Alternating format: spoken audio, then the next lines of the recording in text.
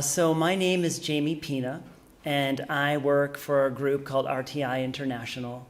And today I'm going to tell you a little bit about myself, a little bit about the organization, and then we're going to talk, just as Casper said, about trust.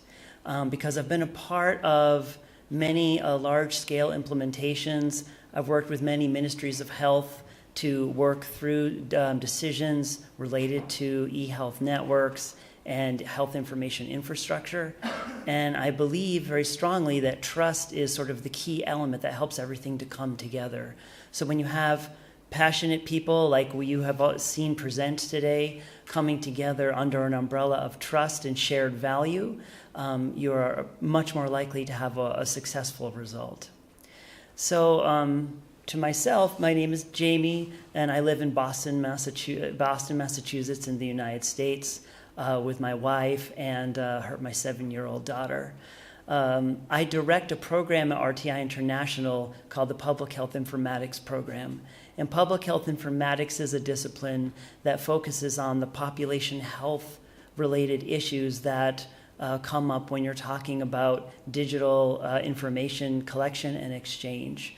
So many of my projects have focused on the design and evaluation of systems that track disease, that collect data across a state or a nation to zero in on how you improve the health of one country or one small population by analyzing the data that is available.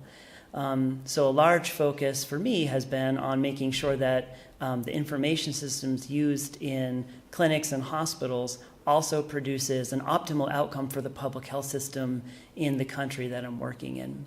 So you'll probably hear that permeate through my discussions. I'm also a professor at the Rollins School of Public Health, where I teach courses in the design and in the evaluation of information systems in clinical and public health.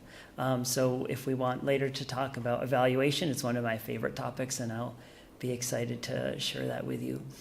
I did my training at the Rollins School of Public Health for my master's degree and then my PhD at the University of Washington in the United States. My PhD is in biomedical informatics. And before that, through my whole life, I was always one of those techie kids who had, the first computers and learned to program at a young age and always enjoyed that. So bringing that together with my interest in public health has sort of created my career. So RTI International is a large research organization in the United States. And the Institute has a very altruistic mission, which is essentially to improve the human condition through sharing and acquiring knowledge. Help to maybe describe what it means to be a nonprofit organization, because I think this is very relevant if we're going to talk about trust and what the mission of a group is. So in the United States, an organization can be given the designation of nonprofit by the government. And what that means is that the organization has been recognized to have a specific mission, and that organization will use its work and the funding it receives to further that mission. Along with that, there is a quality where the organization will never be publicly sold or traded, and so the organization is not owned by anybody. So to summarize that in the most basic way, what it means is that nobody at RTI will ever become a billionaire because the organization cannot be sold, and the people who work there are not trying to satisfy the needs of shareholders like you have in a publicly traded company in order to meet revenue requirements. All of the money that we earn through our work is reinvested back into the group so that we can continue to do the work that we find value in.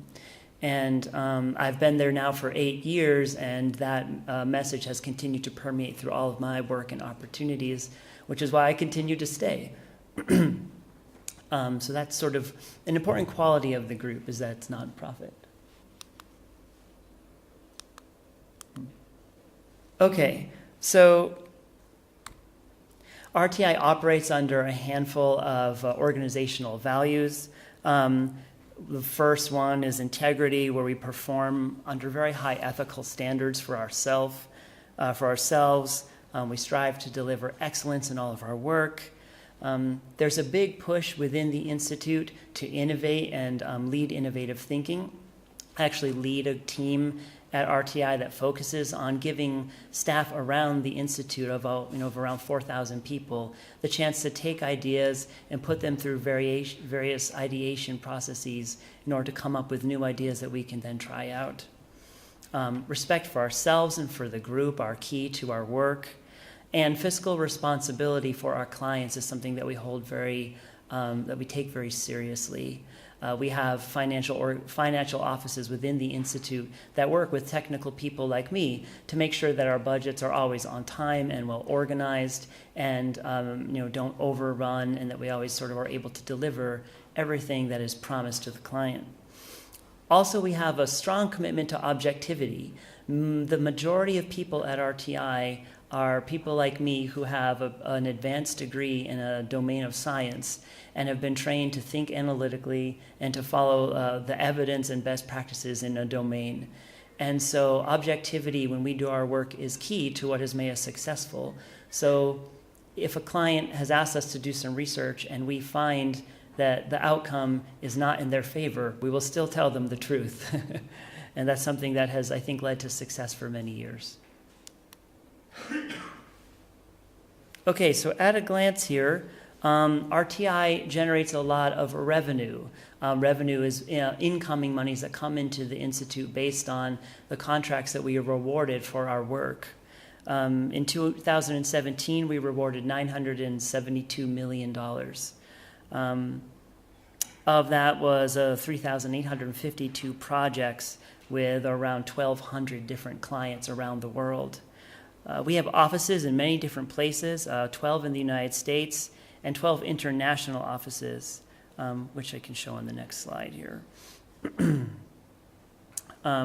Right, so we have 4,905 and probably a few more since then staff that speak 90 languages, have degrees in 250 different fields, and represent 100 nationalities. Again, I think that might probably be more by now. The majority of our staff are in the United States at around 3,300 staff, 137 in Latin America, 951 in Africa, 425 in Asia, and less in the others, and just 3 people in Australia.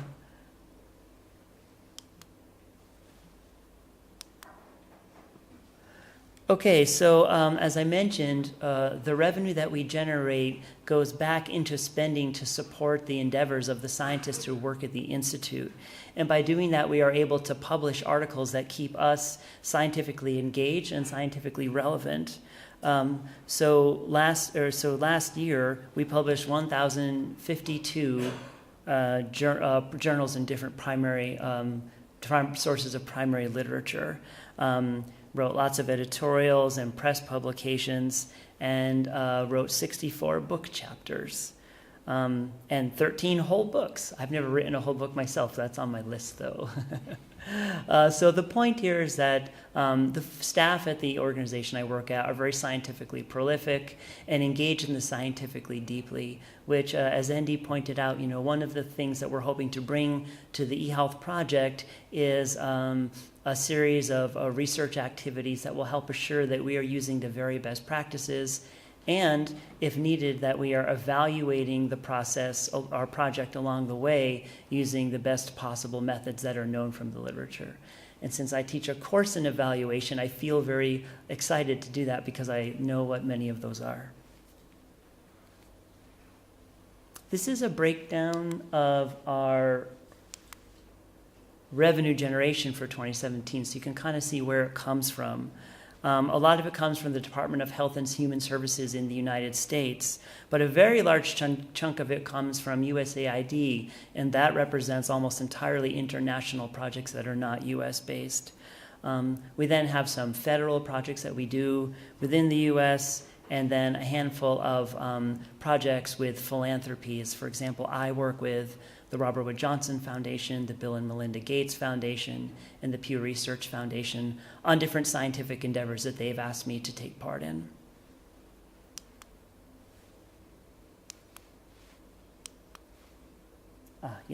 RTI regularly receives awards for its ethical conduct and for the way that it treats its staff members and people who work there.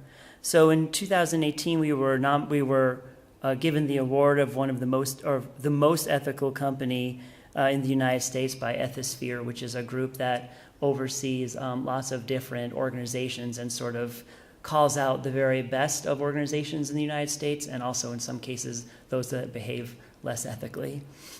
We also are recognized often for being a great place to work. So in 2018, Forbes awarded us the title of America's Best Mid-Size Employer. And that was also true in 2018. Forbes awarded us with the title of the Best Employer for Women. So RTI really makes an effort to keep its staff feeling rewarded and energized through different programs. And I will say, after being there for many years, I feel very happy, and I think most of the people there that I work with would agree. So the reason I'm sharing that is just to sort of drive home this message of ethical behavior and fair treatment of everybody that we engage with. Okay. All right, so RTI works in several different practice areas.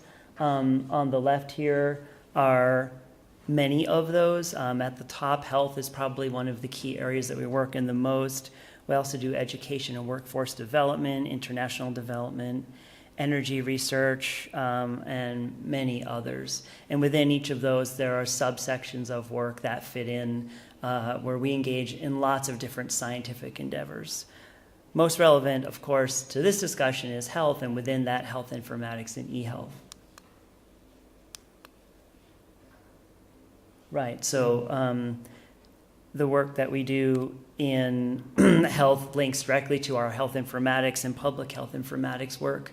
But one really, I think, interesting component is that we also have several of other health-related specialists in the Institute who support people like me when I'm pulling together a new project. I can find within my own organization staff that have experience in a multitude of health-related domains. And that allows us to be very dynamic and quick when it's time to build a new project and make sure we're bringing in some of the world's best experts. We often go external outside of RTI, but we usually have staff in-house that are ready to assist us.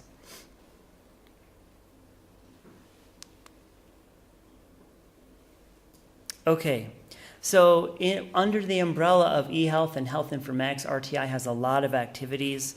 I thought it would be worth mentioning a few of them today. So we have focused before on health infrastructure as a key component of our eHealth and health informatics work. So that usually means designing health information infrastructure for either a country or a state. Just recently, we completed a project with the Ministry of Brunei where we helped them to write their master health plan, for example.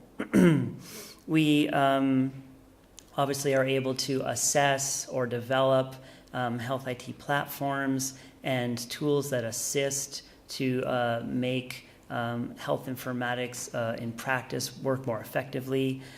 We also do a lot of research in that area. We're often called on to be on boards and sort of advisory committees related to health and eHealth so that we can impart the expertise that we have collectively and help improve those areas. We also have experts in privacy and security and have focused in the past on helping to make sure that projects that are underway are going to be HIPAA compliant or compliant with the rules of any local or federal governments so that they behave in the most ethical way possible.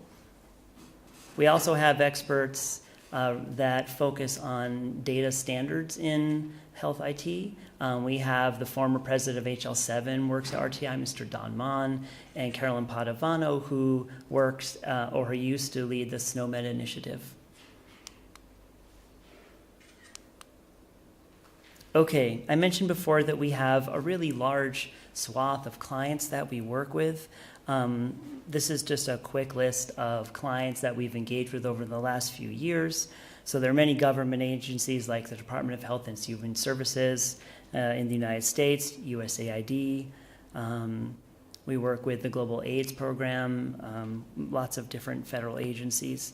We work with ministries of health in many different countries, including Dubai, Brunei. I recently completed a research study in Indonesia. We work in Philippines, Nepal, and really all over the world. We work with philanthropies like the Bill and Melinda Gates Foundation, Robert Wood Johnson, and others, and international agencies like the World Bank, the Asia Development Bank, and the World Health Organization. We do a lot of collaboration with universities, and so often if there is an expert with key skills, for a project that we're working on, we can collaborate with them and bring them into our project with us. And we work with a lot of scientific organizations, for example, the American Medical Informatics Association, the International Medical Informatics Association, and many others. And of course, we collaborate and partner with many businesses on a regular basis. Okay. When we execute eHealth related projects at RTI, there's sort of a design principle that we follow, and I thought it would be interesting to start with this before we start to talk about our own consortium of partners that are interested in working on the eHealth project here in here in Mongolia. Here are some of the principles that we work within. One of them is that we design with the users in mind always. This is often called user-centered design. And what that means is that before you create a tool or a digital resource, you engage deeply with the community of people that are going to be the users of that resource. You also engage with the people who will receive the output of that tool or system so that you understand the whole way through what the tool or resource needs to accomplish and how you go about it. We also make a great effort to understand the ecosystem within which a tool or resource will be operating. So it's common for us to take a chunk of time in a project to assess the whole ecosphere that the system it will be operating within. In our context here, that would mean conducting participant observation in many of the hospitals and clinics. It would mean working with the public health system here in Mongolia. It would mean meeting with the ministries of health to understand what are the key concerns. It would also mean really sitting down, talking to the people who would sit at the desk and operate the tool. And they can share with us experiences they've had in the past. And then we incorporate them in the design process throughout the whole life cycle. We also aim to build for sustainability. And that can mean many things, but typically it involves assuring that the resource is functional after our part of designing and implementing it is completed. We also are data-driven, and we focus on making sure that data integrity is at the heart of any tool or resource that we create. When it's possible, we use open source standards or open source tools that are retrofitted to meet a certain purpose.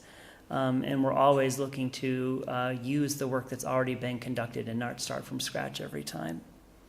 We address privacy and security issues very diligently and have experts ready to help with that.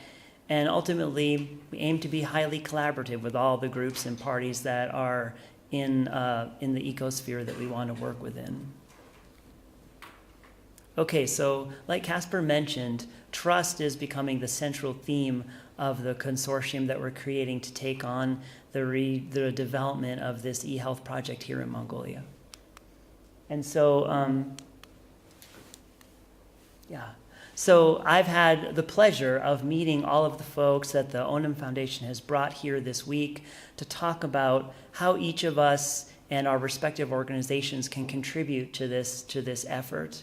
And as we were talking over dinners and walks and in between meetings, one thing became very clear, and that was we had a series of shared values that all made us passionate about our work, and we felt were important to share amongst ourselves to sort of set them as guiding principles, and also to share with everybody from Mongolia who is meeting us for the first time so they understand what our general perspective is when it comes to work.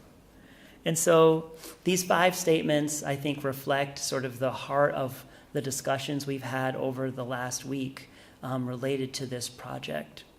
So the first one is that we want to fully understand the current state of eHealth in Mongolia. And all of us value the opportunity to take a deep, close look at the way that health information is collected, stored, and exchanged, and then used here in Mongolia. We've started to do that already with some site visits and discussions and looking into some of the documentation that's already available.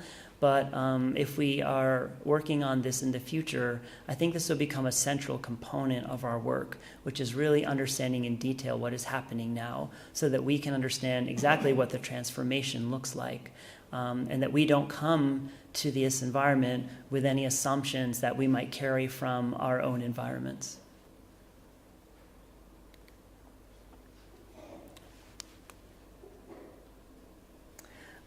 Another is that we want to assist our Mongolian colleagues to select solutions together. So although all of us come with solutions that we've developed in the past and that we see as having potential value within Mongolia, the most important thing is that the stakeholders that we will work with here in country feel very confident in the choices that are made and that they are part of those decisions. And so we feel very strongly that we will be working on developing solutions in collaboration with our Mongolian colleagues, and not developing the solution elsewhere and then coming and kind of dropping it in.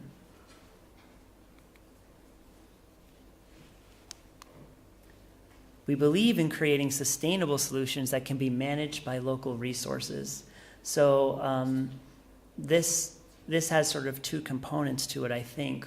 One is that we believe strongly that the tools and resources that we develop and offer needs to be possible for folks in Mongolia to understand how they operate and for there to be talent within the country to manage and operate those tools once this initial 2-year effort is over and we are not here as a regular presence again.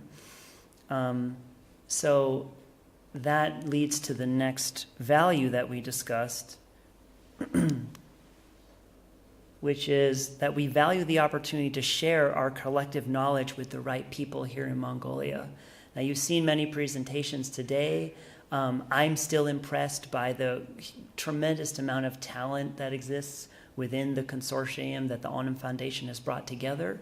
Like ND said, we have a world-class group of people here, and we are excited as a consortium to share what we know to help benefit the folks who will work with these resources after this particular effort is over and we are no longer a regular presence in country.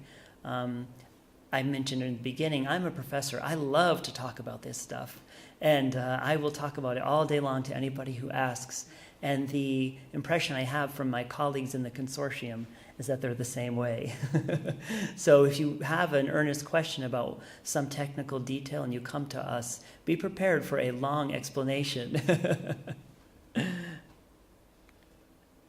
And finally, our mission is to improve the wellness of the Mongolian population. And we all discussed and agreed that wellness encapsulates much more than visits to the clinic and leaving the clinic with medicines to treat one specific condition, but instead to look at health in a holistic way and understand that many things impact the health of a person. And we are dedicated to understanding how the eHealth system can contribute to a person's wellness on all of those different levels. And with that, I'll stop, and I'm happy to answer questions. But I just wanted to say again, thank you to the Onom Foundation and to all of the colleagues and partners who have come, and to also all of my new Mongolian friends for working with me to create trust so that we can take on this adventure together. Thanks very much.